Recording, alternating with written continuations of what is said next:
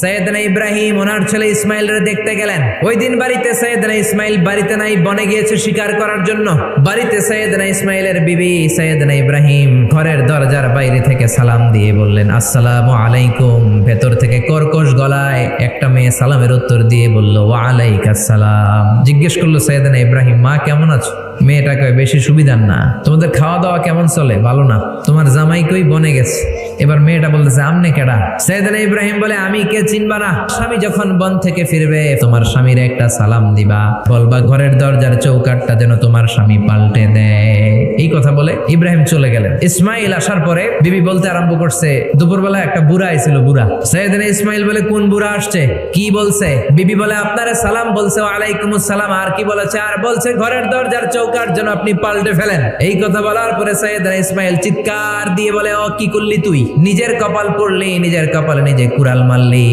এইটা আমার বাবা ইব্রাহিম খলিল, আমার বাবা যা বলেছে এর মানে হলো তোরে যেন আমি তালাক দেই। বাবার খুশির জন্য তালাক দিয়ে দিস। নতুন সংসার শুরু হলো। আরেকটা বংশীয় নেককার মেয়েকে বিয়ে করলেন। 3 বছর পর সৈয়দনা ইব্রাহিম আবার বেড়াতে আসলেন। আজকেও সৈয়দনা ইসমাইল বাসায় নাই। সৈয়দনা ইব্রাহিম সালাম দিলেন, আসসালামু আলাইক। এবার জাদুমাখা কণ্ঠে, কুকিল কণ্ঠে, মোলায়েম কণ্ঠে একটা মেয়ে ঘরের ভেতর থেকে বলে, ওয়া আলাইকুমুস সালাম। সৈয়দনা ইব্রাহিম বললেন, কাইফা হালুকি ইয়া উম্মি, মা কেমন আছো? বলো বলো। মেয়েটা বলে, আলহামদুলিল্লাহি আলা কুল্লি হাল, সব অবস্থায় আলহামদুলিল্লাহ। সুবহানাল্লাহ পড়ে।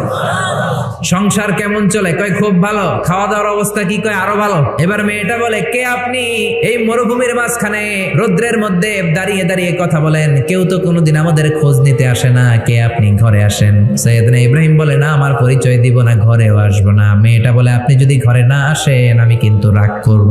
জোর করে ঘরে নিলেন, শরবত খাওয়ালেন, খেজুর খাওয়ালেন, রুটি খাওয়ালেন, মাংস খাওয়ালেন। সৈয়দনা ইব্রাহিমও চোখের পানি ছেড়ে দোয়া করলেন আর বললেন, তোমার স্বামী যখন বন থেকে ফিরে আসবে তোমার স্বামীর একটা সালাম দিবা, বলবা ঘরের দরজার নতুন চৌকাঠ যেন জীবনেও না পাল্টায়। চলে গেলেন। ইসমাইল আসলেন। বিবি বলল, নুরানি চেহারার এক আল্লাহর ওলির মতো মুরব্বী লোক আসছিল। মুরব্বী আসছে শুনে ইসমাইল তো ভয় পেয়ে গেলেন। কিরে কেমন আচরণ করেছিস বল? বিবি বলে, আপনি ভয় পাবেন না, আমি খুব ভালো আচরণ করেছি, আপ্যায়ন করেছি। তিনিও খুশি হয়ে আমার মাথায় হাত বুলিয়ে দোয়া করে দিয়েছেন আর বলেছেন ঘরের দরজার নতুন চৌকাঠ যেন জীবনেও আপনি না পাল্টান। সুবহানাল্লাহ।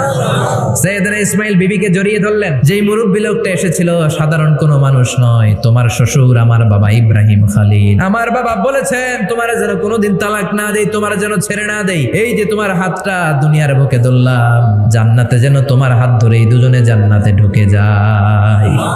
এজন্য বাবা মায়ের দোয়ার দরকার আছে না নাই?